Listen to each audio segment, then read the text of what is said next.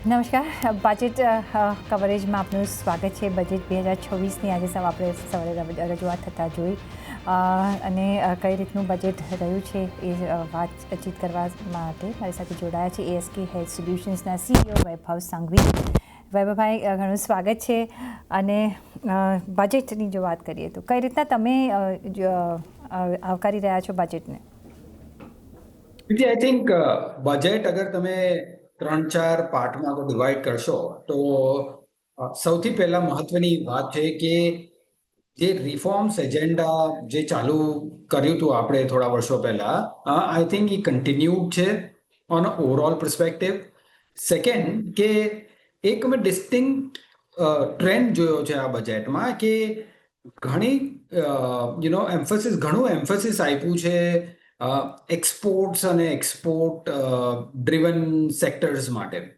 તમે right from manufacturing સેક્ટરને કઈ રીતે તમે સપોર્ટ કરો છો, SMEsને કઈ રીતે સપોર્ટ કરો છો, સાથે સાથે તમારું PLI સ્કીમ્સમાં એલોકેશનની વાત અગર કરીએ, ઇલેક્ટ્રોનિક કોમ્પોનન્ટ્સ મેન્યુફેક્ચરિંગની વાત કરીએ, તો હરેક ચીજમાં including last but not least data centres અને IT સર્વિસીસની વાત કરીએ તો ઓવરઓલ બેઝિસ પર લાગે છે કે એક ફોકસ રહ્યું છે from a export perspective. One કે ઇમ્પોર્ટ સબસ્ટિટ્યુશન અને second exports. So I think હિસાબથી I think the policy continues in terms of the consistency. Thirdly, I think fiscal deficit જે આપણે બધા બહુ ક્લોઝલી વોચ કરતા હોઈએ છીએ, તો આઈ થિંક એ પણ pretty much within the expected lines રહ્યું છે. લાસ્ટલી જે આપણે ટેક્સના એઝમ્પશન્સ જોઈએ તો ટેક્સના એઝમ્પશન્સ પણ રીઝનેબલ લાગી રહ્યા છે. What we food have done more is કે તમે ડિસઇન્વેસ્ટમેન્ટનો ટાર્ગેટ વધારી શકતા હતા. આઈ થિંક આ એક એરિયા છે જ્યાં I think we should clearly focus on, because એ એક રેવન્યુ જનરેટર છે ઇન ધ સેન્સ, અને જેટલું તમે વધારે રેવન્યુ જનરેટ કરશો એ એરિયામાં એટલું જ તમારા બીજા એરિયામાં જે પ્રેશર આવી રહ્યું છે which is reflective probably in terms of the STT as well, I think એ ઓછું થઈ શકતું હતું. But I think overall basis ઉપર from a policy framework perspective towards exports import સબસ્ટિટ્યુશનમાં it is on the right path. પણ તમે વાત કરી, યસ, આપણે ફિસ્કલ ડેફિસિટ યસ રેન્જમાં છે અને આવતા વર્ષોમાં પણ આપણે અરાઉન્ડ 4.3ના લેવલ્સમાં જોઈશું. અત્યારના આપણે 4.4ના લેવલ્સમાં છીએ. કેપેક્સમાં પણ થોડો વધારો કર્યો છે, પણ અમને સાથે એમ પણ કહ્યું છે કે જેટલું એલોકેશન કર્યું છે એટલું કદાચ ન વાપરે. કઈ રીતે તમે જુઓ છો? બિકોઝ બીજી બાજુ અગર આપણે જોઈએ તો ડેટ ટુ GDP રેશિયોથી હવે આપણે આગળ ચાલીશું. જો નંબર્સ રેશિયો પ્રમાણે આપણે જોવું હોય તો એવી રીતના હવે બજેટમાં જોવાશે.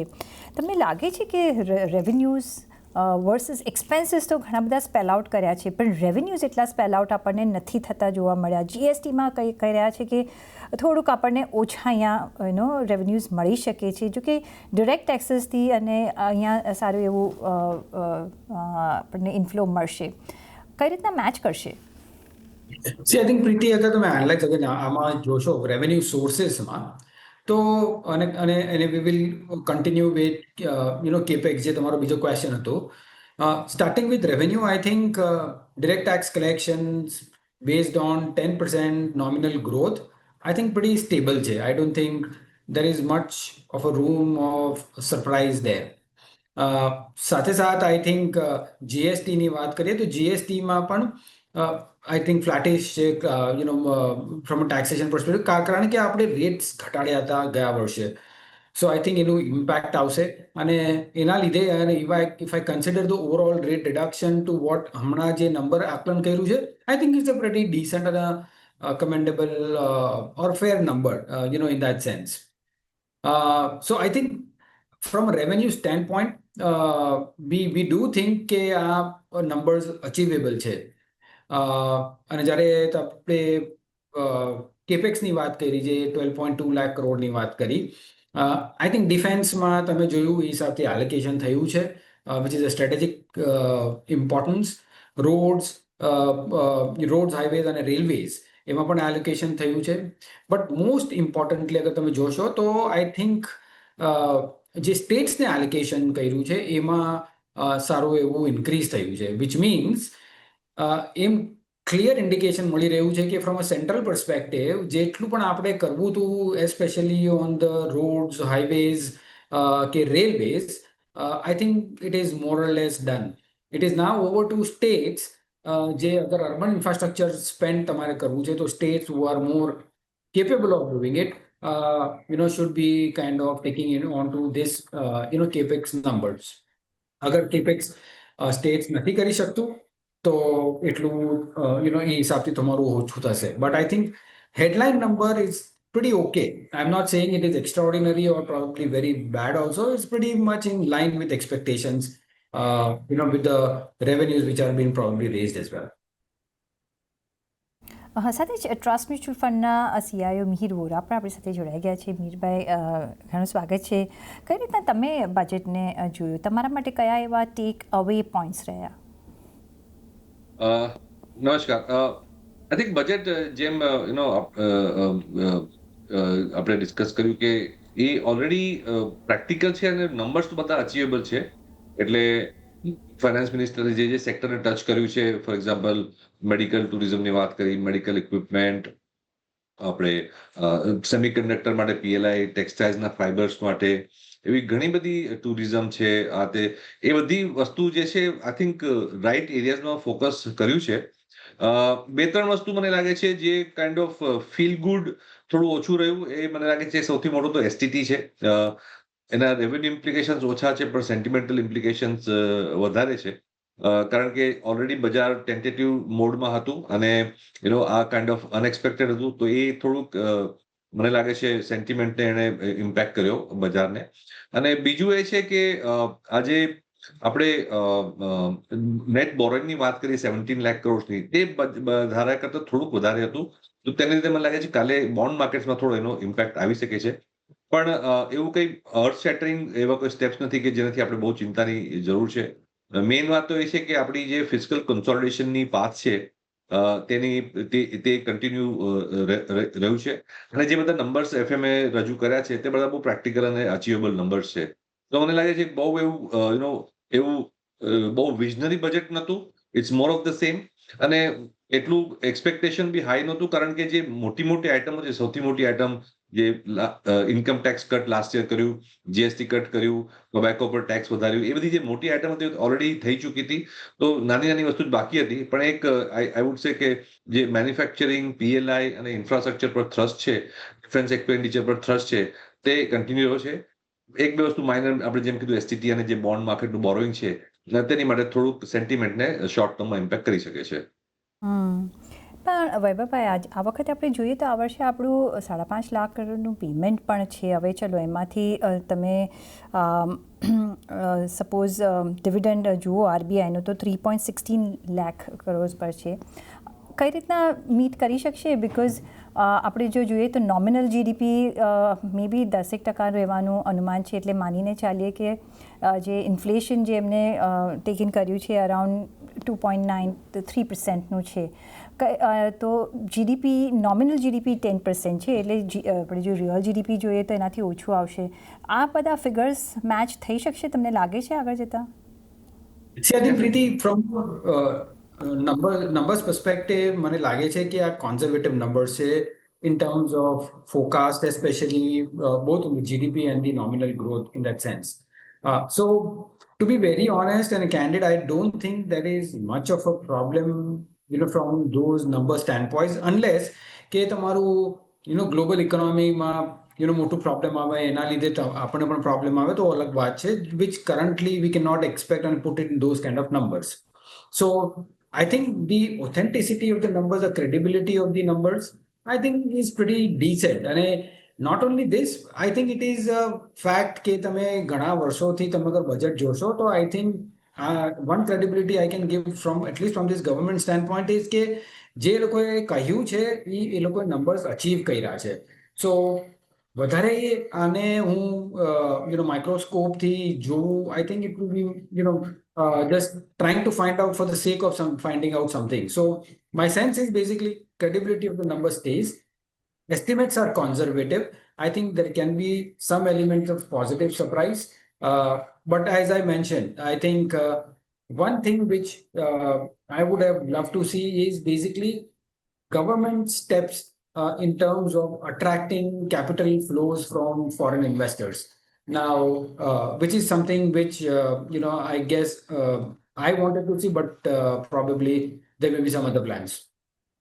પણ મિહિરભાઈ જેમ just taking this point forward જે એફઆઈઆઈઝ કે એફપીઆઈઝ કઈ રીતના એટ્રેક્ટ થશે બિકોઝ એફઆઈઆઈઝ આપણે ચલો એમાં ઇન્ક્રીઝિવલી આપણે એસટીટી હવે લગાડી દીધો છે શું એ તમને લાગે છે કે રિડ્યુસ એફએનઓ એક્ટિવિટીમાં એક રિડક્શન થશે મે બી એ એક એમ રહ્યો છે કે સ્પેક્યુલેશન અહીંયા ના થાય કારણ કે એ લોકો ડેરિવેટિવ માર્કેટમાં ઘણા બધા હતા સાથે શું ફોરેન ઇન્વેસ્ટમેન્ટ પર આ ઇમ્પેક્ટ આવતી તમે જોશો કે પછી ઇવેન્ચ્યુઅલી માર્કેટમાં ઇનફ્લો કઈ રીતના રહી શકે છે બિકોઝ એની વિચ વેઝ એફઆઈઆઈઝ હમણાં વેરી ઇનએક્ટિવ રહ્યા છે last 1 યરથી. No, agreed. Sorry, for Mihir ji? Yes, but you can also take it, no problem. No, let Mihir answer and I'll... Okay. Okay, Mihirભાઈ.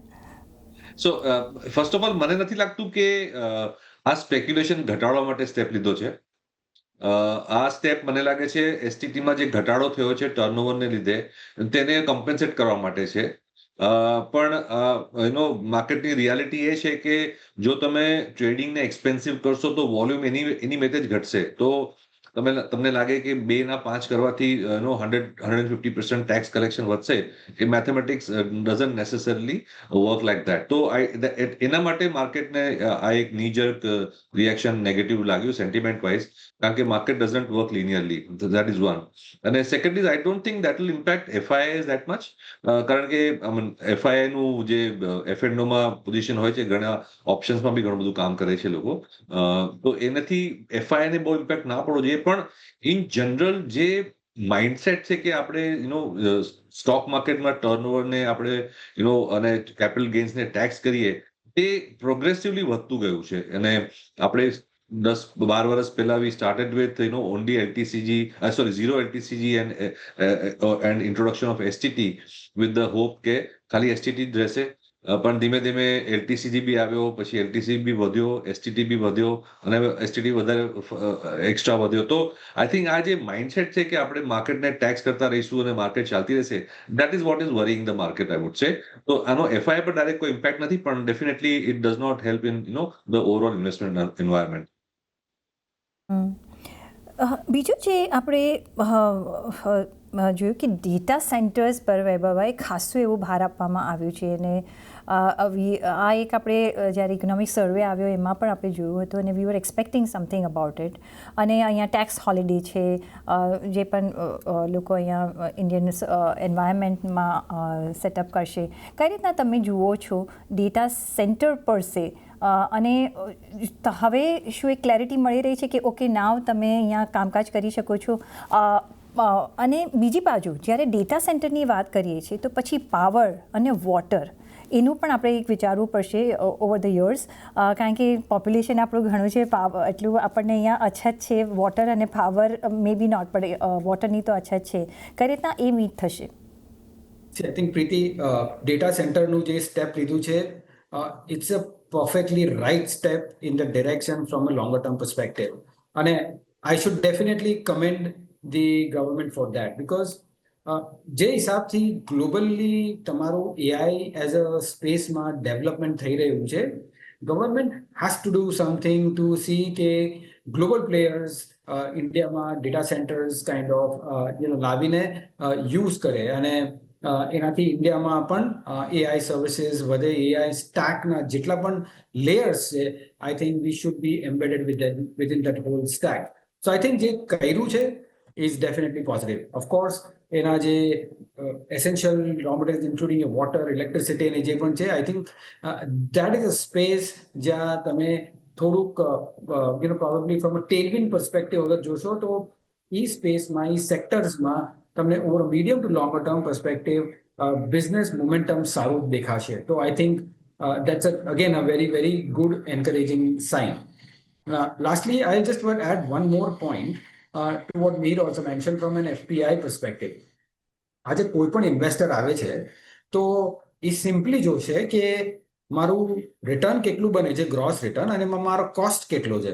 Cost જ્યારે આપણે વાત કરીએ તો cost is one is your transaction cost અને બીજો છે is your tax. અગર મારું રિટર્ન લેસ મારું કોસ્ટ અગર વેરી અટ્રેક્ટિવ નહીં હોય તો it is very difficult for an investor from a global investor to look from a country perspective જ્યારે બીજા ઓલ્ટરનેટિવ કન્ટ્રીઝમાં તમને ઇક્વલી એક્સાઇટિંગ ઓપોર્ચ્યુનિટીઝ છે. So I think one calculation from all these perspectives needs to be seriously thought through with an aim કે આપણે 2047માં અગર develop country બનવું છે તો આપણને હ્યુમંગસ કેપિટલ જોશે અને એ હ્યુમંગસ કેપિટલ આપણે ક્યાંથી લાવશું એ વિચારવું જોઈએ in a secular basis. So I think that is where I would probably submit my kind of view.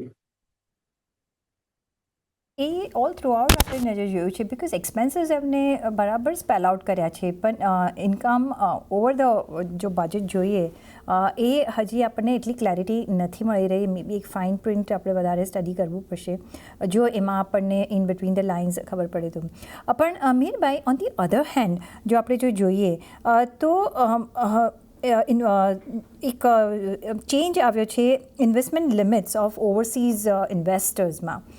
કઈ રીતના તમે જોઈ રહ્યા છો, કઈ રીતના એ ટુ ધ ઇન્વેસ્ટર એન્ડ માર્કેટને હેલ્પ કરી શકે છે, ચેન્જીસ કરી શકે છે?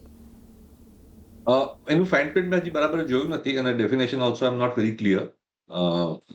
Not my field of expertise, but incrementally, as I say, as Vaibhav also mentioned, કે આપણે FIIs, OCIs, NRIs નું ઇન્વેસ્ટમેન્ટ જરૂર પડશે જ અને વિકસિત ભારત થવું હશે તો એનું વધારે ને વધારે જરૂર પડશે કારણ કે બોટમ લાઈન એ છે કે આપણે કરન્ટલી અને કન્ટિન્યુઅસલી ટ્રેડ ડેફિસિટ આપણી વધતી જાય છે, આપણી કરંટ અકાઉન્ટ ડેફિસિટ બી ચાલુ છે અને એને ફંડ કરવા માટે નેટ તો બેઝિકલી આપણે ફોરેન કેપિટલ થી ડિપેન્ડ કરીએ છીએ weather it is in terms of FDI or portfolio flows. But the point is that if you run a trade deficit and a current account deficit continuously, you will have no choice but to keep attracting capital. So a environment માં NRIs છે કે FPIs છે કે OCIs છે કે કોઈ બી foreign capital છે, sovereign wealth funds છે, એન્ડોવમેન્ટ્સ છે, એને આપણે રેડ કાર્પેટ આપવી જ પડશે અને that is one of the reasons I would say that થોડીક એક્સપેક્ટેશન બની રહી હતી જો હાઈ પ્રોબેબિલિટી ઇવેન્ટ નતો કે ભાઈ FIIs માટે કે સોવરિન ફંડ્સ માટે થોડું કેપિટલ ગેઇન્સનો બેનિફિટ આપે એટસેટ્રા પણ તે ના થયું. પણ આઈ થિંક લોંગ ટર્મમાં we have to make things more easy and more attractive for FIIs. કારણ કે જ્યારે આપણે લાસ્ટ ટાઈમ LTCG વધાર્યો હતો ત્યારે એના પછી બજાર બહુ સારી ચાલી તો જ્યારે લોકોના પૈસા બનતા હોય છે તો લોકો કોઈ કમ્પ્લેન નથી કરતું. ડોલર ટર્મ્સમાં બી ઇન્ડિયાએ 4-5 વર્ષ બહુ સારા રિટર્ન્સ આપ્યા, ગ્લોબલી કોમ્પિટિટિવ રિટર્ન્સ આપ્યા. પણ હવે જ્યારે રેસ્ટ ઓફ ધ વર્લ્ડમાં AI નું થીમ ચાલી રહ્યું છે, કમોડિટીઝનું થીમ ચાલી રહ્યું છે અને ઇન્ડિયાનું અર્નિંગ સ્લોડાઉન છે તો પછી આ બધી નાની નાની ચીજો જે ટેક્સેશન છે અને બધું છે તે ખટકે. તો આપણે એમ જોવાનું કે લોંગ ટર્મમાં are we the most attractive destination because we will require the maximum amount of capital for growth. એને એ રીતે આપણે માઇન્ડસેટથી વિચારવું પડશે. So that's one of the reasons why I am happy કે પીપલ ઓફ ઇન્ડિયન ઓરિજિન માટે more attractive કર્યું, લિમિટ્સ ખોલી છે. ઇનફેક્ટ FIIs અને સ્ટ્રેટેજિક ડાયવેસ્ટમેન્ટ જુઓ તો તમે after long time government is allowed કે ભાઈ ફોરેનર આવીને પ્રાઇવેટ સેક્ટર બેંકને ટેક ઓવર કરે with management and promoter control. તો એ બધા steps in the right direction છે. We have to do more of that. માટે જ આપણે જોઈ રહ્યા છીએ કે ફાઇનાન્શિયલ સેક્ટર રિફોર્મ્સ માટે એક કમિટી બી બનશે એ પણ એમને અનાઉન્સમેન્ટ કરી છે. પણ હેવિંગ સેડ દેટ જે બીજો જે એક એરિયા છે જેમાં સારા એવા એમને પગલાં લીધા છે ઓલ થ્રુ આઉટ ધ આપણે જોયું બજેટમાં વારંવાર એનું મેન્શન થયું છે એ છે ટેક્સટાઇલ ટેકનોલોજી પાર્ટ્સ હોય કે ટેક્સટાઇલ ઇન્ડસ્ટ્રી હોય કે જેમ્સ એન્ડ જ્વેલરી હોય કે કેમિકલ સેક્ટર હોય. અહીંયા આપણે જોયું છે કે ઓફકોર્સ હમણાં બજેટ પહેલાં જ આપણે યુરોપિયન યુનિયનનું આપણે FTA થતાં પણ જોયું, મધર ઓફ ઓલ ડીલ્સ કહેવાય છે, એને મનમાં રાખીને પણ અમુક પગલાં લેવાયા છે. વૈભવભાઈ, તમે કઈ રીતના જોઈ રહ્યા છો આ સેક્ટરને બૂસ્ટ જે આપવામાં આવ્યો છે? Perfectly fine. I mean, Preeti, अगर मैं મારે ઓપનિંગ સ્ટેટમેન્ટમાં પણ તમને કહ્યું હતું કે આ બજેટ તમે જોશો તો ફ્રોમ એન એક્સપોર્ટ સ્ટેન્ડપોઈન્ટ અને ઇમ્પોર્ટ સબસ્ટિટ્યુશનના સ્ટેન્ડપોઈન્ટથી is fantastic in that sense. અને એ હિસાબથી તમે ટેક્સટાઇલ ગણો કે કોઈ પણ અધર ઇન્ડસ્ટ્રી ગણો જેનું પોટેન્શિયલ છે from an export standpoint, I think they have been encourage. અને it is in line with કે આપણે EU FTA ટ્રીટી સાઇન થઈ છે અને બીજા ઘણા કન્ટ્રીઝ સાથે સાઇન થઈ છે. I think these are all strategic steps absolutely in the right direction. મારું માનવું એ છે કે એના લીધે employment is something which will probably increase over a medium term perspective. અને એની તાતી જરૂરત છે, from an economic standpoint. So I think these are very encouraging positive steps from a overall budget standpoint. And this is something which I can tell you that you can take a leaf out of this budget કે જે from a medium to longer term perspective this is going to help. અને એવી રીતે તમે કહ્યું કે employment generation માટે એમને જોયું છે. હવે તમે અહીંયા આઈ થિંક સિટીઝ ડેવલપમેન્ટ જોઈએ, એની વિચ વેઝ આ જે બજેટ હતું એ અર્બનાઇઝેશન ઓફ ઇકોનોમી તરફ જ આગળ વધતું આપણે જોઈ રહ્યા છીએ. ટુરિઝમ અહીંયા જોયું, એડ્યુકેશન સેન્ટર્સ જોયા, સ્કિલ સેન્ટર્સની એમને વાત કરી છે, so that youths can get jobs in rural area itself, migration ન થાય એ પણ આપણે પાછલા બજેટ એ એફર્ટ્સ જોયા છે. ટુરિઝમને ડેવલપમેન્ટ કરવાની ઘણી બધી અહીંયા વાતો આપણે જોઈ છે. મીરભાઈ, કઈ રીતના તમે જુઓ છો અહીંયા ટુરિઝમ એઝ અ સેક્ટર હોય, એડ્યુકેશન એઝ અ સેક્ટર હોય, main health as a sector, અહીંયા ક્રિટિકલ ઇલનેસ માટે ઘણી બધા પ્રાવધાન આપવામાં આવ્યા છે, અને આ જ સેક્ટર્સ પર આપણે નજર રાખવું હોય તો તમે કઈ રીતના રાખશો ઓલ્સો? તો ટુરિઝમ માટે તો જે અનાઉન્સમેન્ટ કરી, પણ મોર ઇમ્પોર્ટન્ટલી બે મેડિકલમાં એ લોકો ખાસ કરીને બહુ સારી અનાઉન્સમેન્ટ કરી ટુ એન્કરેજ મેડિકલ ટુરિઝમ. એની માટે બી સ્પેશિયલ પ્રોવિઝન કર્યું છે, અને પ્લસ મેડિકલ ઇક્વિપમેન્ટ મેન્યુફેક્ચરિંગ માટે બી સારું એવું ઇન્સેન્ટિવ અનાઉન્સ કર્યું ફાઇનાન્સ મિનિસ્ટરે. આઈ થિંક ટુરિઝમ અને health tourism can be very very big potential for us, અને મેક્સિમમ ફોરેન એક્સચેન્જ રેવન્યુ તેમાંથી અર્ન થઈ શકે છે with the right infrastructure and the right approach. તો આ તો એકદમ સનશાઇન સેક્ટર છે, અને જો ગવર્મેન્ટ તેને સ્ટ્રક્ચર્ડ રીતે અપ્રોચ કરે તો સોફ્ટવેર એક્સપોર્ટ જેટલું છે એટલું ઘણું બધું, આઈ મીન એટલું બધું નહીં, પણ એના કમ્પેરિઝનમાં lot of foreign exchange can be earn. કારણ કે એવું નથી કે આપણે રિચ કન્ટ્રીઝથી પેશન્ટ્સ આવી શકે. The lot of African countries, neighbouring countries જ્યાં ઇન્ફ્રાસ્ટ્રક્ચર નથી, અને મિડલ ઇસ્ટ છે, ત્યાંથી ઓલરેડી ઘણા લોકો આવી રહ્યા છે. તો એનું તો પોટેન્શિયલ મને લાગે છે આપણે 1% બી હજી એક્સપ્લોઇટ કર્યું નથી. જો એને પ્રોફેશનલ રીતે કરશું તો એનું sky is the limit. Yes. સાથે વૈભવભાઈ, ડાયવેસ્ટમેન્ટ, યસ 80,000 કરોડનો એમને એક રોડમેપ આપ્યો છે, પણ સાથે સાથે વી વર એક્સપેક્ટિંગ કે પ્રાઇવેટ કેપેક્સને પણ પુશ કરવા માટે કંઈક આપણે આગળ પગલાં જોઈશું. એ બહુ જોવા નથી મળ્યું. પ્રાઇવેટ પ્લેયર્સ નહીં કામ કરે તો આઈ થિંક ખાલી ગવર્મેન્ટ નહીં પહોંચી વળે આગળ વધતા. કઈ રીતના તમે જોઈ રહ્યા છો? કારણ કે ડાયવેસ્ટમેન્ટનું જે પણ લોકેશન આપે છે એ પૂરું નથી થતા જોયું આપણે આટલા પાસ કેટલા બજેટ્સથી. Which is exactly, our concern is કે અમને લાગે છે કે ડાયવર્સમેન્ટ એક લો હેંગિંગ ફ્રૂટ છે to raise resources. Of course, the experience is a little colored because of many reasons. ઘણા reasons માટે થોડુંક આપણે એનું સારું પ્રોગ્રેસ જોયું નથી over the last 3 to 4 years. But my sense is કે અગર strategic divestment as a focused area અગર આપણે એને પરસ્યુ કરીએ છીએ તો એમાં રિસોર્સિસ ઘણા એવા આવી શકે છે which again will lead to spending in the right areas or probably decreasing the overall taxation as well. So I think that definitely needs to be focused in my view. So Preeti, I think I would say much more, I would have wished for much more number, including 80,000 crores no number આપ્યો છે. I think અગર એ 2 લાખ કરોડ કે એનાથી વધારે હોત તો I think it would have been really fantastic, right? અને એના લીધે આ pressure on the STT also would have been little less in that sense. કે બધા જ આર્મ ફોર્સીસની માંગ રહી છે કે દે નીડ ન્યૂ અને મોડર્નાઇઝ ઇક્વિપમેન્ટ્સ, અને જે આપણે ઓપરેશન સિંદૂરમાં જોયું હતું કે yes they have make in ઇન્ડિયાના જ બધા જ ત્યાં આપણે યુઝ કર્યા હતા, અને considering that our neighbours are no more friends, they are more enemies અહીંયા આપણે જોઈએ છે. એટલે અહીંયા આપણે થોડુંક વધારે એલોકેશન થયું હોત તો આપણે અહીંયા ફરક પડ્યો હોત. પણ બીજી બાજુ મિહિરભાઈ, બાયબેક ટેક્સેશન પર એક વાત કરીએ તો અહીંયા ઓફકોર્સ ઇન્ડિવિજ્યુઅલ તમારા ને મારા જેવાને કોઈ અહીંયા ગેઇન છે, પણ promoters will have to pay the tax. તો પછી શું લાગે છે કે promoters will come for buybacks? Promoters to anyway they had to pay the tax earlier. Benefit minority અને retail shareholder ને થયો છે, તો incrementally એવું કઈ નેગેટિવ નથી, as long as the the minority shareholders interest is protected. અને જેનું એ લોકોની જે current situation હતી કે even if they offering buyback, the taxation is adverse compared to selling in the market. તે સિચ્યુએશન રિટેલ અને માઇનોરિટી શેરહોલ્ડર્સ માટે easy કરી. તો આઈ થિંક પ્રમોટર્સને એટલો ફરક ના પડવો જોઈએ, પણ ઓવરઓલ માર્કેટ માટે it's a incremental positive. So this budget has been procedural wise જોઈએ તો it's been really positive. Road map એક સારા મળ્યા છે. યસ, એક્સપેન્સીસ સ્પેલ આઉટ કર્યા છે, પણ ઇન્કમના હજી આપણે એક થોડું વધારે ક્લેરિટી જોઈએ છે. થોડા એવા પણ એરિયાઝ છે કે they could have done much better, but હવે will see in fine prints if we can find some positive things. પણ અત્યારના માટે મિહિરભાઈ અને વૈભવભાઈ, ઘણો આભાર તમારો અમારી સાથે આજે જોડાવા બદલ અને આપના વેલ્યુબલ વ્યૂ પોઈન્ટ્સ અમારી સાથે શેર કરવા બદલ. અને એ સાથે જ મને પણ આપશે રજા. જોડાયેલા રહેજો CNBC વિચાર સાથે. નમસ્કાર.